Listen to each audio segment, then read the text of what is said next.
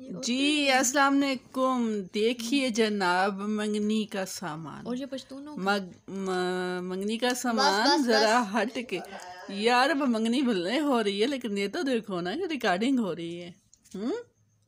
अच्छा हेलो क्या हाँ जी देख भाई मंगनी का हल्ला गुल्ला चल रहा है तो हेलो शेलो तो आएगी ना।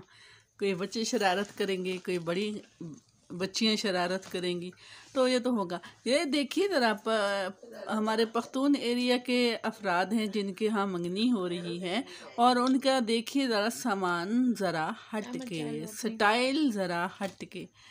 जी ये देखिए क्या आपकी मंगनी में भी इस तरह का सामान पेश किया? तो अंडे देखिए ज़रा, अंडे देखिए ज़रा कितने खूबसूरत तैयार हैं। अंडे ज़रा देखिए कितने खूबसूरत। अब ये देखिए जी कितनी खूबसूरत चीज़ें हो रही हैं। वाओ क्या बात है जी, इतना प्यारा, इतने ज़बरदस्त सजावट, क्या बात है जी।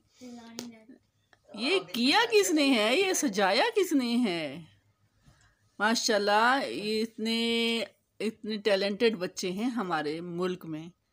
ओके अल्लाह हाफिज़, पाकिस्तान जिंदाबाद।